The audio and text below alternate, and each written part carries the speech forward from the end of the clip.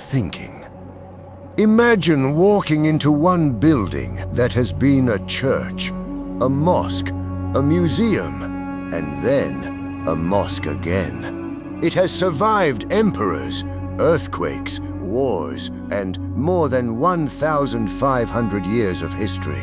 But somehow, that's not even the craziest part, because today, Theo is about to show you 10 things almost nobody notices inside Hagia Sophia. Hey, I'm Theo, your slightly overexcited history guide, and today we're stepping inside one of the most incredible buildings ever constructed. 10 facts, counting down. And number 1 will genuinely mess with your head. Let's go inside. Number 10. This building is older than most countries on Earth.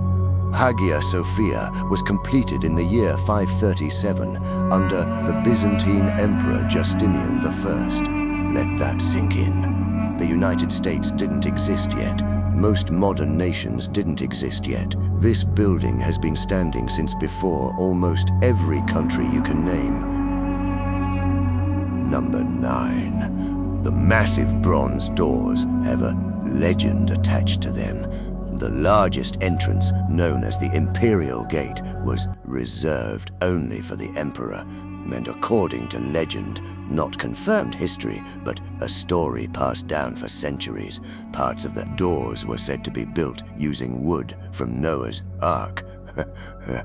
Historians can't confirm that one, but it tells you just how mythical this building felt, even to the people who built it.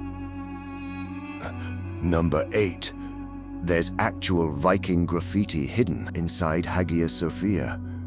In the upper gallery, faint runic letters are carved into a marble railing, believed to be left by a Norse, Varangian guard member, possibly named Halfdan, sometime in the 9th century.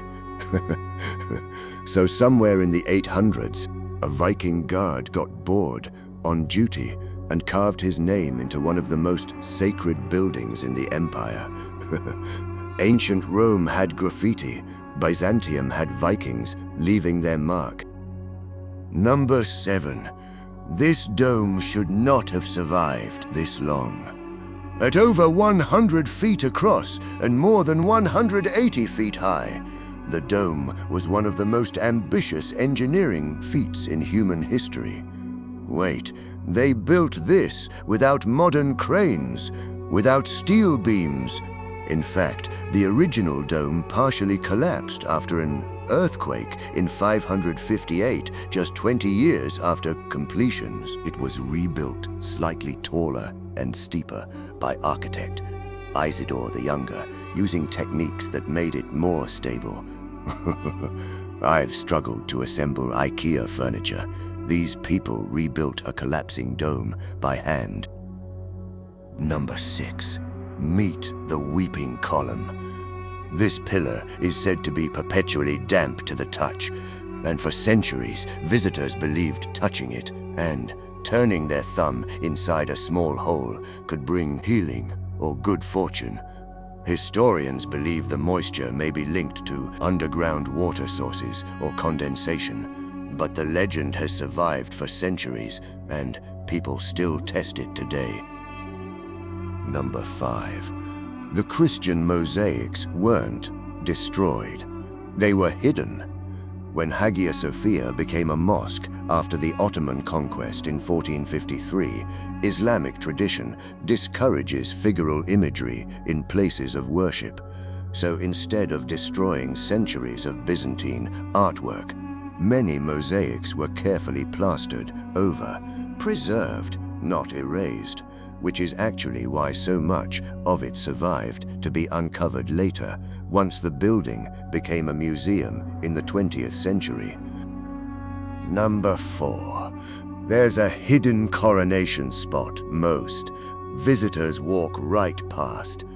This marble section on the floor, called the Omphalion, marks the spot where Byzantine emperors were once crowned. Emperors! Crowned right there! And most tourists just walk across it without even noticing. Somewhere, 1,000 years of imperial history is just underfoot.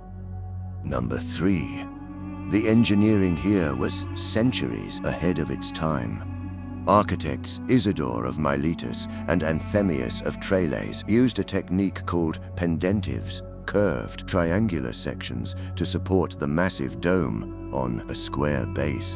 This solved a problem architects had struggled with for centuries. How do you put a round dome on top of a square room?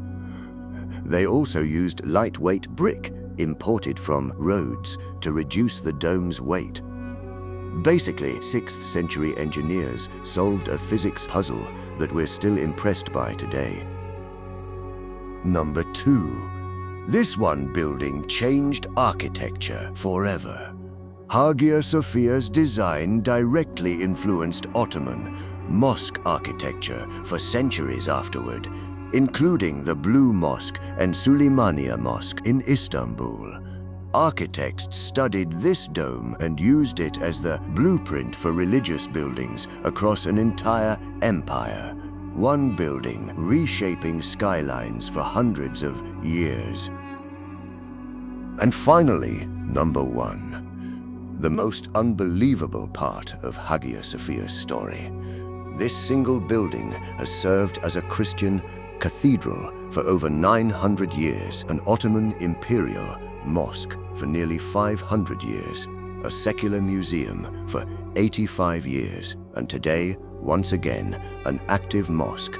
Empires rose and fell, religions changed, rulers came and went, and through all of it, this building never stopped being sacred to someone. Historians still debate exactly how much of the original Byzantine structure survives beneath centuries of renovation, and honestly, we're still learning new details about this building today. One structure, nearly 1,500 years, witness to almost the entire history of an empire and beyond. Hagia Sophia isn't just a building. It's a time capsule. A place where empires rose, religions changed, architects made history, and every single stone has a story to tell. I'm Theo, and I'll see you on our next journey through history.